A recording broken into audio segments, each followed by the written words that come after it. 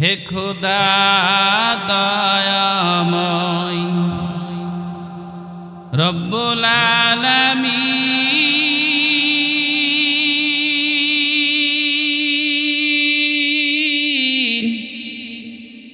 জীবনে মরণে বয় কি হবে সেই দিন। হে খোদা ধরাতে আসিয়া আজি বড়ই অসহায়,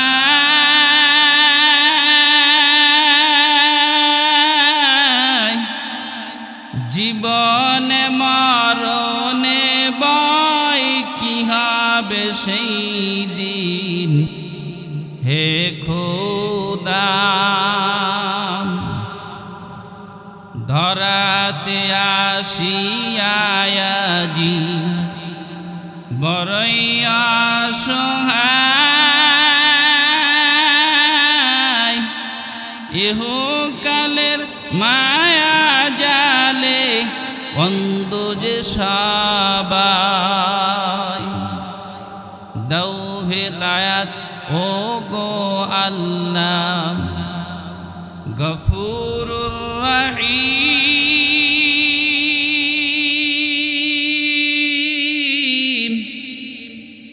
জীবনে মরণে বয় কি হবে সেই দিন। হে খোদা নাই পুঁজি চাই করিতে আমল, পাপী গুনাহগার কবর জীবন একায়ারো হাসুরে আদার।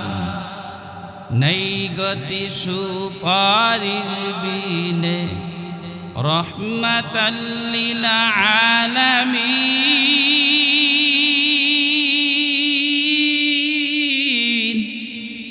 জীবনে মরণে বয় কি হবে সেই দিন। হে খোদা এরে নবীর উম্মতের দল, এরে শরীয়তপুরের মুসলমান যুবক, দিলের কানটা লাগাইয়া শুনো। এরে পদ্মার অন্তরালের মাগো, মাইকের আওয়াজটা কি তোমার কানে পৌঁছায় না রে মা? وفضل زمانا على زمان كما فضل مكانا على مكان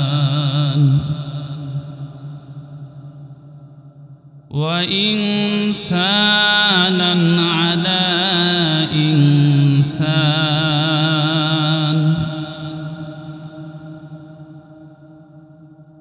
ونشهد أن لا إله إلا الله وحده لا شريك له لا ضد له ولا ند له ولا مثل له ونشهد أن سيدنا وسندنا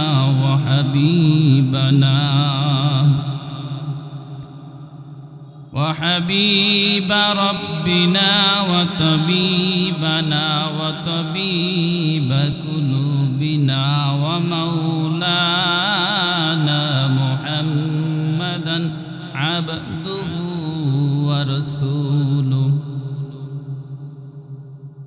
صلى الله تعالى عليه وعلى آله وأصحابه وبارك وسلم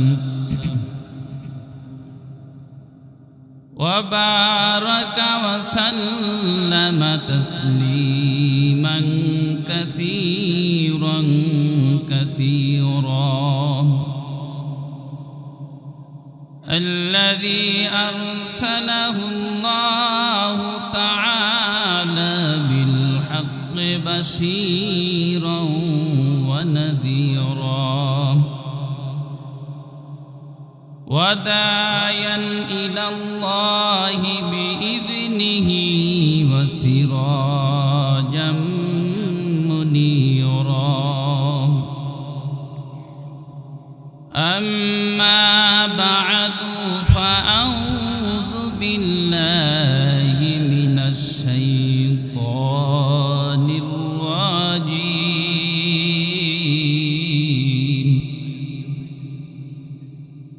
بسم الله الرحمن الرحيم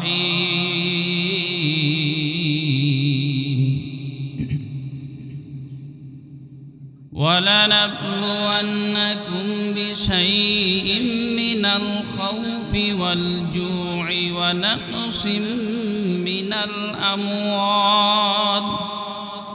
ونقص من الأموال والأنفس والثمرات وبشر الصابرين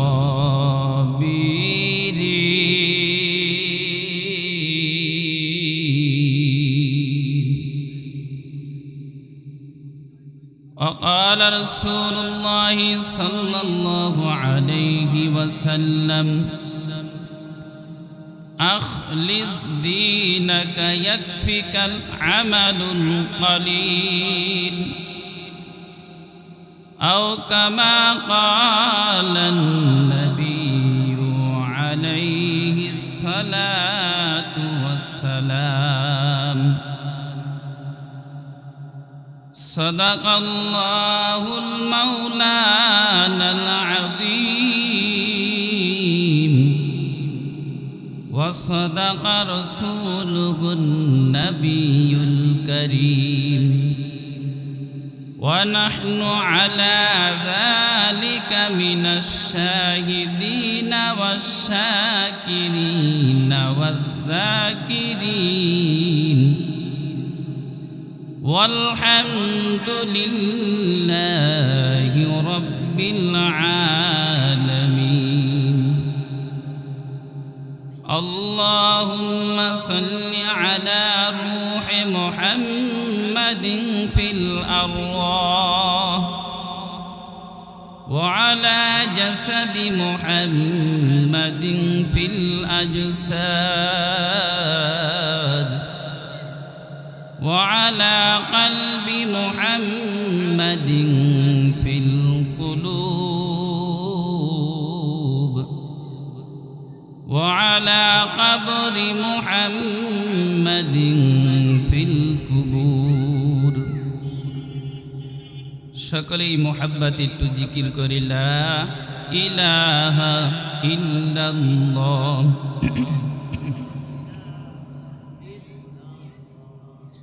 لا إله إلا الله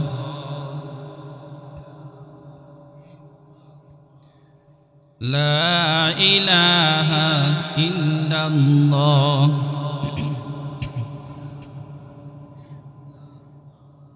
ذکر حق آمد کے دائی روح را مرحبا مدعی دل مجروح را دل جھکالی یاد حق سے آئی جوا کھانے شیطان ہایو دل میں گما سنگ دیلاز سیکھنے لا پاکی کون سینہ باتی کی محبت چاکی گول لا الہ الا اللہ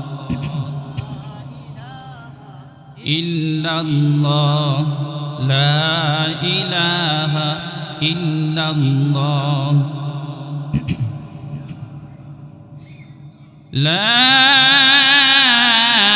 ইলাহা ইল্লাল্লাহু মুহাম্মাদুর রাসূলুল্লাহ সাল্লাল্লাহু আলাইহি ওয়াসাল্লাম। আলহামদুলিল্লাহ। মহান দয়াময় আল্লাহ রাব্বুল আলামিনের দরবারে লাখো কোটি শুকর। মহতি মাহফিলে উপস্থিত মোহতারাম সম্মানিত সভাপতি, প্রধান অতিথি, বিশেষ অতিথিবৃন্দ, মুআজ্জাজ মুকাররম জাতির মাতার মুকুট ওরাসাতুল আম্বিয়া হযরত উলামায়ে কেরাম, দূর দূরান্ত থেকে আগত আল্লাহ পাকের আশিকিন, জাকিরিন, শাকিরিন, মুহিব্বিন, মুরব্বিয়ানা আওয়াম, আমার কলিজার টুকরা যুবক বন্ধুগণ, স্নেহের ছোট ভাই, পর্দার আড়ালে অবস্থানরত শ্রদ্ধা সম্মানিত মা ও বোনেরা, দয়ামা আল্লাহ রব্বুল আলামিনের দরবারে লাখো কোটি শুকর সুজুদ যে মহান রব্বুল আলামিন অত্যন্ত দয়া করে, মায়া করে, ভালোবেসে পবিত্র গ্রন্থ কোরআনুল কারীম ও মহাবাণী পবিত্র হাদিস শরীফের আলোকে ইহকাল জীবনের শান্তি, পরকাল জীবনের মুক্তির সন্ধানে বেহেশতের বাগান, জান্নাতের বাগান, আশিকিন জাকিরিনদের মজলিস তথা গুনামাফের মজলিসে দুনিয়ার সমস্ত ঝামেলার থেকে হেফাজত করে 10 মায়ের 10 সন্তান একই জায়গায় জুলিমিশে বসার তৌফিক দান করলেন। এই জন্য দিল থেকে শুকরিয়া তান আদায় করি, আলহামদুলিল্লাহ। এত বড় একটা দামি মজলিস, এই জান্নাতের বাগান আগামীকালকে আর থাকবে না।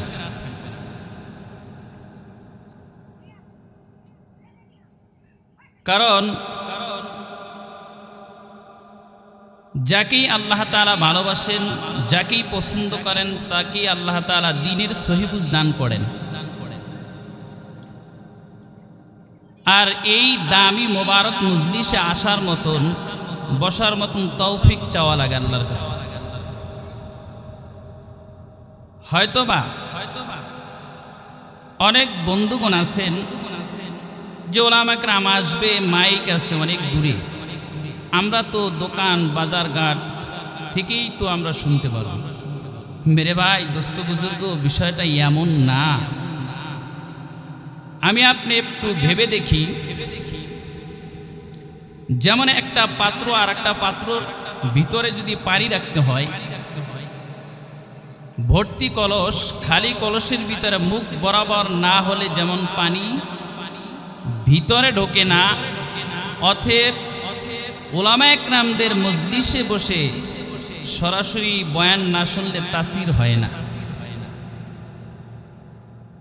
এই মাহফিলের প্যান্ডেলটুকু হলো জান্নাতের বাগান। আপনি তো জান্নাতের বাগানে বসার তৌফিক আল্লাহ তাআলা আপনাকে দেয় না, দিছে, আয়োজন করা হয়েছে, কিন্তু আপনি নিজেই হতবাগা হয়ে গেলেন। একজন ব্যক্তি যদি ঈমান না থাকে, বলেন উহুদ পাহাড় পরিমাণ যদি সে নেক আমল করে, দাম আসেনি? কথা বলেন, দাম নাই। আর যদি ব্যক্তি ঈমান থাকে আর অল্প আমল যদি করে, এইটুকি নাজাতের জন্য যথেষ্ট। ঈমান যদি না থাকে কোনো দাম নাই, যত ইবাদত করুক। যেমন রান্না যদি করা হয়, কোরমা পোলাও বলেন, গোশ রান্না বলেন, ওই জায়গায় যদি লবণ না দেয়, যেমন সুস্বাদু হয় না, ঈমান ছাড়া কোনো ইবাদত আল্লাহর কাছে গ্রহণযোগ্য হয় না। আমরা অনেক সময় ঈমানে মুফাসসালের নাম শুনছি না? বলেন, ঈমানে মুফাসসালের 7টা স্তর আছে। এই ঈমানে মুফাসসালের দ্বারা বোঝা গেল মানুষের ঈমান কিভাবে, কোন জিনিসের উপরে ঈমান আনলে তার ইবাদত করা সহজ হয়। আমানতু বিল্লাহি ওয়া মালাইকাতিহি ওয়া কুতুবিহি ওয়া রুসুলিহি ওয়াল ইয়াউমিল আখির ওয়াল কদরি খাইরিহি ওয়া শাররিহি মিনাল্লাহি তাআলা ওয়াল বা'সি বা'দাল মাউত। ছোটবেলায় আমরা এই ঈমানে মুফাসসাল করেছি মক্তবে। এখন 7টা ঈমানের স্তর আছে। এই শাখা, এই 7টা জিনিসের উপরে যদি আমরা বিশ্বাস স্থাপন করতে পারি তাহলে আমরা কামিয়াব।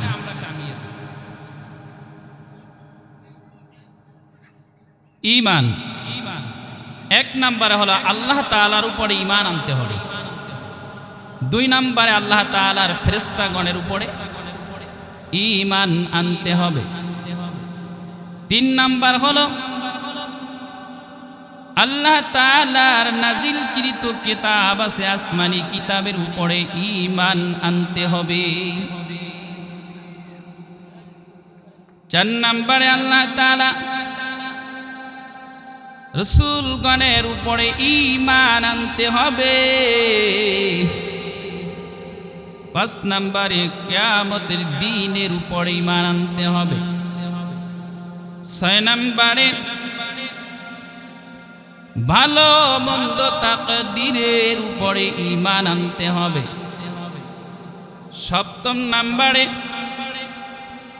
ঈমান আনতে হবে পুনরায় আল্লাহ তাআলা বান্দাকে জীবিত করবে, এর উপরে ঈমান আনতে হবে। এখন এই যে 7টা স্তর আছে, এর উপরে ঈমান আনলে, আমি বিশ্বাস করলে, আচ্ছা বলেন তো, ব্যক্তি যখন মৃত্যুবরণ করে তখন থেকে তার কিয়ামত শুরু। দুনিয়ার মুসিবত তো মুসিবত না।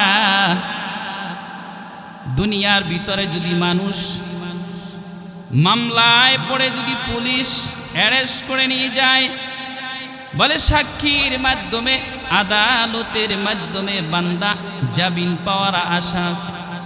কিন্তু বান্দা যদি আল্লাহর আদালতে দাঁড়াইয়া যায়, আসামির কাঠগড়ায় দাঁড়ায় যায়, বলে কিভাবে জবাব দিবে? বলে বান্দার সবচেয়ে দামি হলো ঈমান। ঈমান না থাকলে যেমন ইবাদত কবুল হয় না, 1000 যদি ইবাদত করে, বান্দা যদি মক্কায় যায় যদি লাব্বাইক বলে নেয়, কোনো লাব্বাইক আল্লাহর কাছে গ্রহণযোগ্য হবে না। বান্দা যদি রোজা রাখে, কোনো রোজার ইবাদত কবুল হবে না। বলে বান্দার হলো 5 ওয়াক্ত নামাজ হলো বান্দার মূল ডিউটি। কথা বলেন, 5 ওয়াক্ত নামাজ হলো বান্দার মূল ডিউটি। আর বান্দা যদি আউবিন নামাজ পড়ে, শেখ নামাজ পড়ে, শাস্ত্রের নামাজ পড়ে, নফল নামাজ পড়ে, এটা হলো বান্দার ওভার ডিউটি। বলে বান্দার বছরে একবার রমজান মাসে রোজা হয়, বছরে একবার 1 মাসের রোজা বান্দার উপরে ফরজ হয়ে যায়। বলে বান্দা ওই 1 মাসের সিয়াম সাধনা করার পরে বান্দা যদি নফল রোজা থাকে, সেটা হলো ওভার ডিউটি। আর বছরে একবার 30টা রোজা রাখবে, সেটা হলো মূল ডিউটি। বলে বান্দার উপরে যেমন নিসাব পরিমাণ মাল থাকলে বান্দার উপরে হজ ফরজ হয়ে যায়। সামর্থ্য না থাকলে তোর হজ ফরজ হয় না। বলে বান্দার যদি সামর্থ্য থাকে, হজ ফরজ হয়ে যায়। আর বান্দা হজ আদায় করার পরে মাঝে মাঝে যদি ওমরা করে, এটা ওই হজ করে আসছে, সেটা হলো মূল ডিউটি। আর মাঝে মাঝে লাব্বাইক বলে, সেটা হলো ওভার ডিউটি। বলে বান্দা যদি ইবাদত বাড়ায় দেয়, এরকম কোন বান্দা যদি ইবাদত বাড়ায়া দেয়, আল্লাহ তাআলার কাছে সবচেয়ে দামি হয়ে যায়। কোন মানুষ যদি চিন্তা করে তার ঈমান যদি না থাকে, কিয়ামতে জান্নাত নসিব তার হবে না। ঈমান আগে ঠিক করতে হবে, এখন এই ঈমানের কতটুকুর কত দাম, সর্বোচ্চ পরিমাণ ঈমানের কতটুকু দাম, সর্বনিম্ন পরিমাণ ঈমানের কতটুকু দাম, একটি হাদিস আপনাদের খেদমতে পেশ করলে বুঝতে সহজ হবে। আল্লাহর নবী বলেন, যে ব্যক্তি মুখে বলেছে লা ইলাহা ইল্লাল্লাহ আর তার অন্তরের ভিতরে জবের দানা পরিমাণ কল্যাণ নিহিত আছে, অর্থাৎ ঈমান আছে। আল্লাহর নবী বলেন, ওই জবের দানা পরিমাণ ঈমানের এত দাম, এত দাম।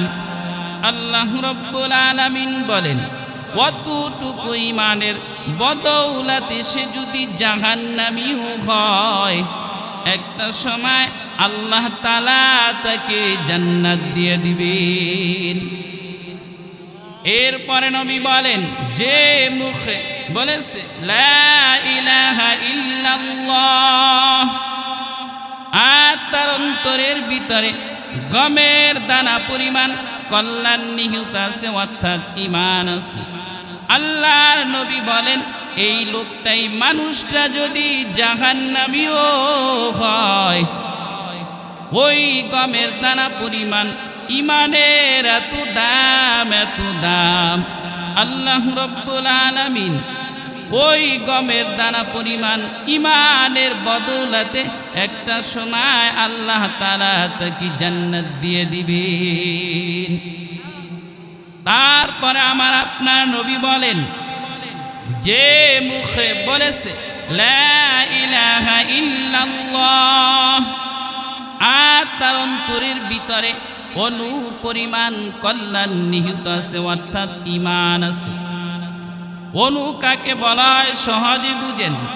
আমাদের উলামা একরাম অনেক সময় জাররার উদাহরণ দিতে গিয়ে বলেন, একটা বালুকে যদি 70 ভাগ করা হয়, ওই 70 ভাগের একটা অংশকে একটা জাররাহ বলা হয়।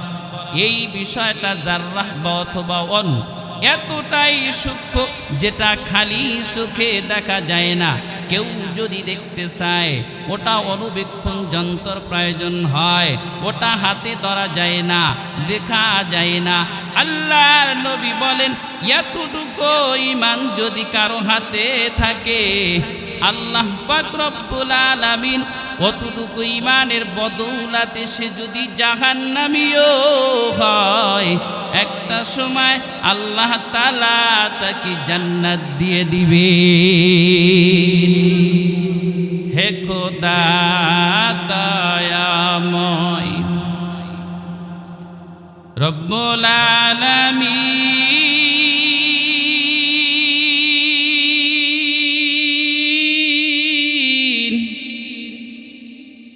জীবনে মরণে বয় কি হবে সেই দিন, হে খোদা, হে খোদা দয়াময় রব্বুল আলামিন,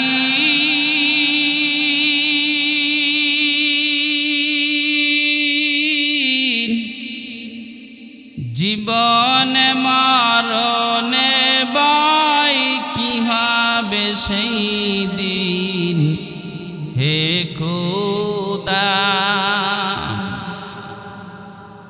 ধরাতে আসিয়া আজি বড়ই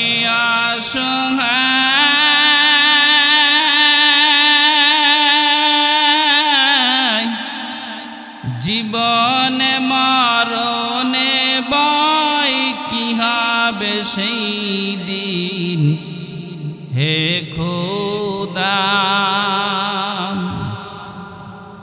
ধরাতে আসিয়া আজি বড়ই অসহায়, ইহকালের মায়া জালে অন্ধ যে সবাই, দাও হেদায়াত ও গো আল্লাহ, গফুরুর রহিম।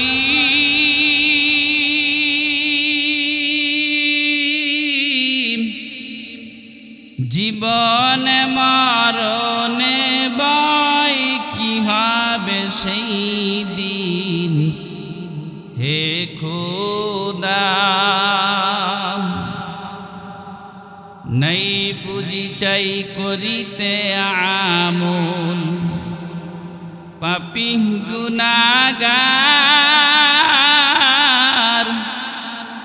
কবর জীবন একায়ারো হাসুরে আদার, নাই গতি সুপারিশ বিনে রহমাতাল লিল আলামিন।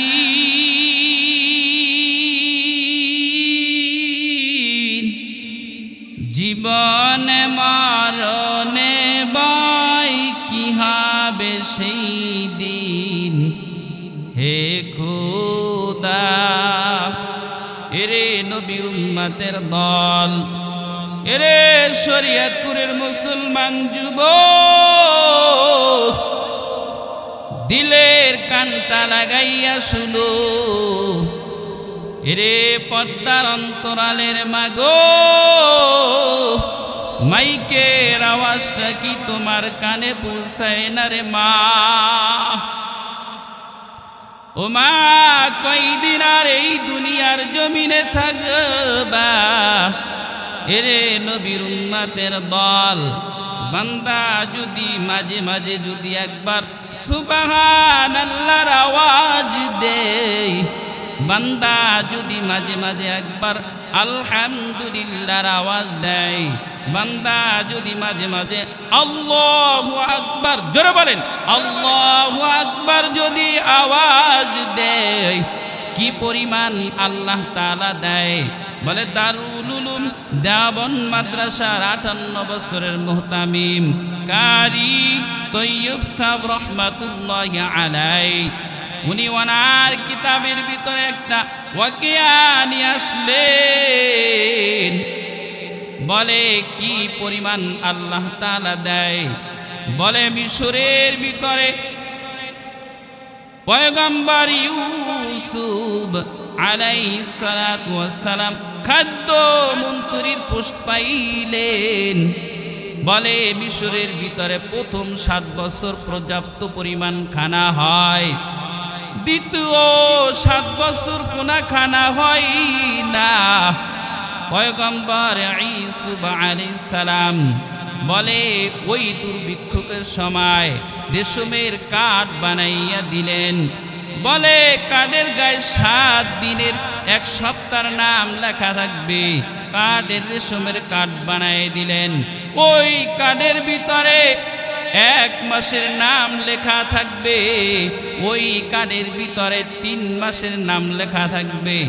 বলে প্রহরীর পাহারাদার ঘোষণা দিয়ে দিলেন, বলে ওই জনগণ লাইনে দাঁড়াইয়া গেলেন। বলে লাইনে দাঁড়াইলেন, ওই লাইনের ভিতরে এক যুবক দাঁড়াইলেন। বলে ওই কাঠ দেখাইলেন আর খানা দিয়ে দিলেন। প্রথম দিন লাইনে দাঁড়াইলেন, খানা দিলেন। ওই যুবক দ্বিতীয় দিন আবার লাইনে দাঁড়াইলেন। প্রহরীর পাহারাদার ডেকে বলে, হে যুবক, প্রথম দিন কাঠ দেখাইয়া খানা নিলা, আজকের কেন আবার লাইনে দাঁড়াইলা? যুবক বলে, হে প্রহরীর পাহারাদার, যার তার কাছে এই পারমিশনের কথা বলা যাবে না। বলে কার কাছে বলা যাবে? বলে খাদ্য মন্ত্রী পয়গম্বর ইউসুফ আলাইহিস সালামের কাছে এই পরের কথা বলা যাবে। বলে পয়গম্বর ইউসুফ আলাইহিস সালামের কাছে ওই প্রহরীর পাহারাদার গেলেন। হে পয়গম্বর শুনে নেন, এক যুবক প্রথম দিন লাইনে দাঁড়াইলেন, কার্ড দেখাইয়া খানা নিলেন। দ্বিতীয় দিন আবার লাইনে দাঁড়াইলেন। পয়গম্বর বলে, যুবককে আমার কাছে আসতে দাও। পয়গম্বরের কাছে ওই যুবককে নিয়ে গেলেন।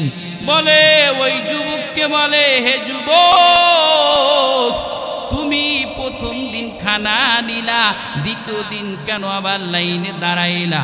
বলে, হে পয়গম্বর, প্রথম দিন লাইনে দাঁড়াইলাম, আপনি হলেন মিশরের খাদ্যমন্ত্রী, আমি হলাম মিশরের জনগণ, এই ক্ষমতা এই পাওয়ার নিয়ে দাঁড়াইলাম। বলে, আজকের কেন লাইনে দাঁড়াইলা? বলে, পয়গম্বর, আমি আজকে লাইনে দাঁড়াইলাম স্পেশাল একটা পাওয়ার নিয়া। বলে, কি পাওয়ার নিয়ে দাঁড়াইলা? বলে, পয়গম্বর, প্রথম দিন লাইনে দাঁড়াইলাম, আপনি মিশরের খাদ্যমন্ত্রী, আমি হলাম মিশরের জনগণ, প্রথম দিন লাইনে দাঁড়াইলাম। বলে, দ্বিতীয় দিন কেন লাইনে দাঁড়াইলা? বলে, পয়গম্বর, আপনি হলেন পয়গম্বর, আমি হলাম আপনার উম্মত, এই পাওয়ার নিয়ে দাঁড়াইলাম। পয়গম্বর তার এই জবাব শুনে খুশি হয়ে খানা দিয়ে দিলেন। তৃতীয় দিন আবার ওই যুবক লাইনে দাঁড়াইলেন। আবার প্রহরীর পাহারাদার ডেকে বলে, হে যুবক, প্রথম দিন কাঠ দেখাইলা খানা নিলা, আবার দ্বিতীয় দিন কাঠ দেখায়া খানা নিলা, আজকের কেন লাইনে দাঁড়াইলা? বলে, যার তার কাছে এই পাওয়ারের কথা বলা যাবে না। এই পাওয়ারের কথা যদি বলতে হয় ইউসুফ আলাইহিস সালামের কাছে বলতে হবে। বলে, পয়গম্বর ইউসুফ আলাইহিস সালামের কাছে চলে গেলেন। পয়গম্বর ইউসুফ আলাইহিস সালাম বলে, হে যুবক, তুমি কেন লাইনে দাঁড়াইলা? বলে, পয়গম্বর, আমি একটা স্পেশাল একটা পাওয়ার নিয়ে দাঁড়াইলাম।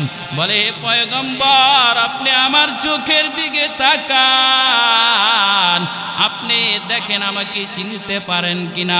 বলে, না যুবক, তোমাকে আমি চিনতে পারি নাই।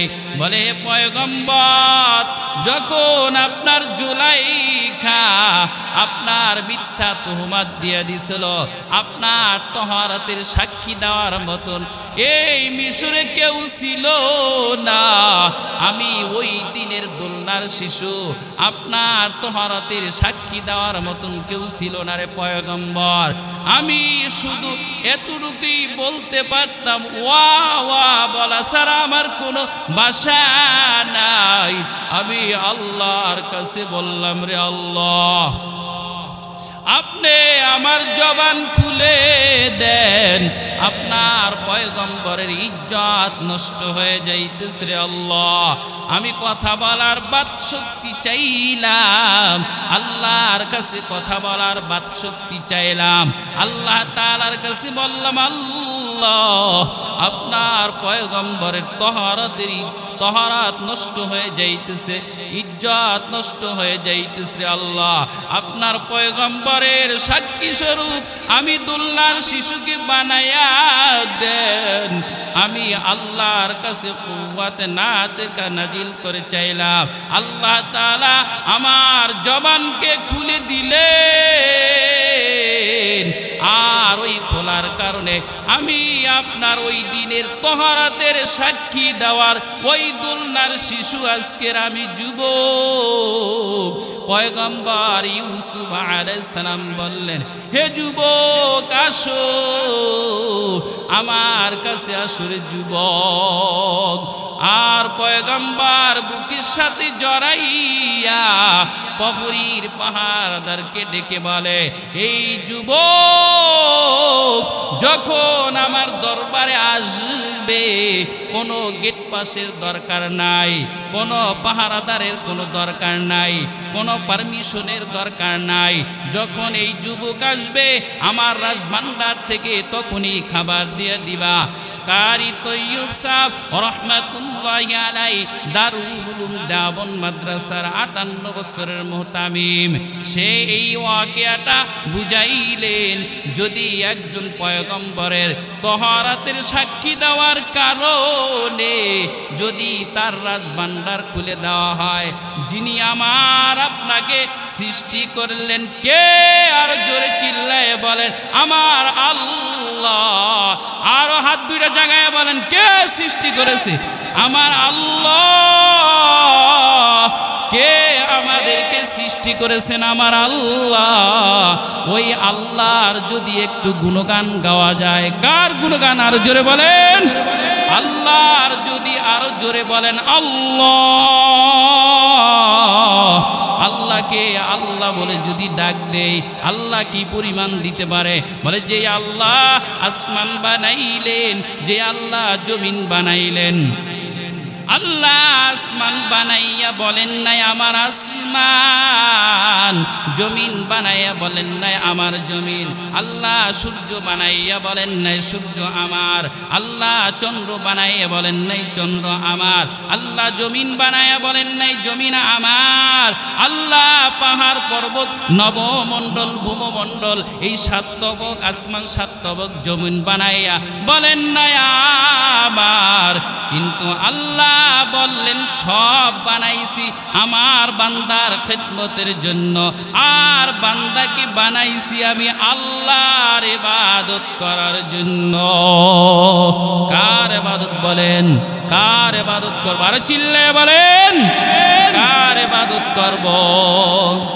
জিন্দেগি মে বন্দেগি তু করনা হে, जिंदगी में बंदगी शर्मिंदा है। आयाते हम कुछ न कुछ को खरीदने को, जैसे हो रोशन मेरे कल्बो हरो, वरना कोई जहाँ दो जहाँ में गे। दुनिया में हो दुनिया का तालब गार न हो, ए दुनिया एक मिसले कागज फूल है। जिंदगी में बंदगी तू करना है। এরে নবীর উম্মতের দল বলে 3 জন যুবক আনন্দের গান গায়া গায়া কোথাও যেন যায়। হঠাৎ করে আসমানি বৃষ্টি বর্ষণ হয়, আশ্রয় নেওয়ার মতন কোনো জায়গা নাই। বলে হঠাৎ করে তাকায় দেখি পাহাড়ের ভিতরে গুহা। ওই 3 জন যুবক আশ্রয় নেওয়ার জন্য গুহার ভিতরে ঢুকলেন, কিন্তু আল্লাহর কি কারিশমা, বোঝার কোনো ক্ষমতাও নাই। বলে ওই পাহাড় থেকে গড়াইয়া গড়াইয়া একটা বড় ভারী পাথর গুহার মুখটা বন্ধ করে দেয়। বলে একটু গুহার অন্ধকার আর হলো ভারী পাথর। বলেন কঠিন না সহজ? কঠিন নাকি সহজ? মুসিবত কি ছোট না বড়? বলে বড় মুসিবত। বলে তার গন্তব্যস্থলে যাওয়ার মতন কোনো কায়দা নাই। 3 জন যুবক মুসিবতে পড়ে গেলেন। বলে এত ভারী পাথর 3 জন কেন 100 জনে ধাক্কা দিল ওই গুহার মুখ থেকে সরানো সম্ভব না। 3 জন যুবক পরামর্শ করলেন, কার কি এমন আমল আছে বলো? আমাদের কোনো গ্যারান্টি আসেনি যে কার কি আমল আছে? বলেন এমন কোন আমল আসেনি যে জান্নাতে যেতে পারবো? বলে কার কি আমল জানা নাই। 3 জন যুবক পরামর্শ করলেন, দেখো কার কি এমন আমল আছে। বলে একজন যুবক বলে, হ্যাঁ আমার একটা আমলের কথা মনে পড়ে গেল। আর একজন যুবক বলে, হ্যাঁ আমার একটা ভালো আমল আছে। আর একজন যুবক বললেন, হ্যাঁ আমার একটা ভালো আমল আছে। প্রথম নাম্বার যুবক বললেন কি আমল? বলে এক সময় আমি অনেক ধনাঢ্যবান ছিলাম, অনেক টাকা পয়সার মালিক ছিলাম। বলে ওই টাকা পয়সার মালিক একদিন আমি একজন ব্যক্তি আমি কামলা নিলাম, বলে কাজ করার জন্য একজন যুবককে নিলাম। বলে হাফ বেলা কাজ করার পরে পুরা বেলার পারিশ্রমিক টাকা চাইলেন। আমি বললাম হে যুবক, হাফ বেলা কাজ করার পরে তুমি আমার কাছে পুরা বেলার টাকা চাও। ওই যুবক রাগ করে চলে গেলেন। বলে আমি ওই আমানতের খেয়ানত করি নাই, আমি চাইলে তো ওই আমানতের খেয়ানত করতে পারতাম। বলে ওই টাকাগুলো দিয়ে আমি বকরি কিনে আমি মাঠ ভরে ফেলাইলাম। আল্লাহ, ওই আমলটা যদি আমার পছন্দ হয়, বলে একদিন আমার বাড়ির দরজায় আইসা ওই যুবক বলে হে মালিক, আমি ওই দিনের পারিশ্রমিক টাকা চাই। বলে আমি ওই কামলা ওই ব্যক্তিকে আমি ওই যুবককে বললাম তোমার যত ইচ্ছা তোমার আমানতের আমি খেয়ানত করি নাই, তোমার ইচ্ছা অনুযায়ী নিয়ে যাও। বলে এইটা তো আমার না, বলে তোমার এই টাকা দিয়ে আমি মাল কিনে বাড়াইছি, সব মালিক হলা তুমি। বলে আল্লাহ, ওই দিনের আমানতের বিনিময় আল্লাহ আপনার কাছে যদি পছন্দ হয়, এই বিনিময় আল্লাহ আপনি আমাকে মাফ করে দেন, এখান থেকে আমাদের যাওয়ার জন্য পাথরটা সরাইয়া রাস্তা সহজ করে দেন। বলে ওই প্রথম নাম্বার এই যুবক বলার কারণে 3 ভাগের 1 ভাগ পাথরটা সরে গেলেন। বলে দ্বিতীয় নাম্বার যুবক বলে আমার একটা ভালো আমল। একদিন আমার চাচার বাড়ি বেড়াইতে যাই, যায় দেখি আমার চাচাও নাই চাচিও নাই, যায় দেখি আমার চাচা তো বোন উপযুক্ত জৈবনের তাড়নার কারণে আমি চাচা তো বোনের উপরে ঝাঁপায়া পড়লাম। যখন আমি চাচা তো বোনের উপরে ঝাঁপায়া পড়ি, আমার চাচানো বোন ওই সময় কেঁদে ফেলে আর বলে আল্লাহ, আজও পর্যন্ত আমার ইজ্জতের উপরে কেউ চুনকালি মারতে পারে নাই রে আল্লাহ। আল্লাহ, চাচাতো ভাই আমি বৈধভাবে রাজি, আমার আল্লাহকে আমি ভয় করি। আর ওই যুবক বলে আমি ওই দিনের আমি আমলটা যদি আল্লাহ পছন্দ হয় রে আল্লাহ, আয় আল্লাহ ওই দিনের আমি চাইলে আমার চাচাতো বোন বলে হে চাচাতো ভাই, বৈধভাবে তোমার সাথে আমি বিবাহ বন্ধনে রাজি আছি, প্রয়োজনে আমার মা বাবাকে আমি রাজি করে নিব, তবু তুমি আমার ইজ্জত নষ্ট করিও না। বলে ওই দিন আল্লাহ আপনার মহব্বতে আমি ওই দিন আমি আমার চাচাতো বোনকে ছেড়ে দিছি। আল্লাহ, ওই দিনের এই আমলটার বিনিময় আল্লাহ আপনি এই মুসিবত থেকে আমাদেরকে বাড়ি যাওয়ার রাস্তা করে দেন। বলে 2 ভাগ চলে গেল, আছে কয় ভাগ বলেন? 1 ভাগ। কয় ভাগ?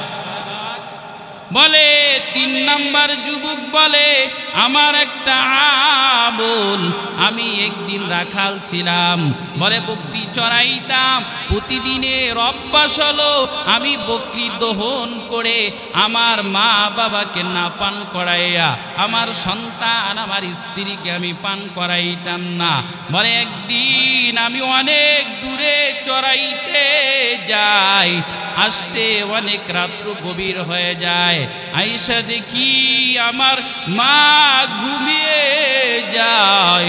বলে দুধের পেয়ালা নিয়ে আমি মায়ের কিনারে দাঁড়ায় গেছি, আমার স্ত্রী আমার সন্তান বলে বাবা খানা দাও খানা দেও।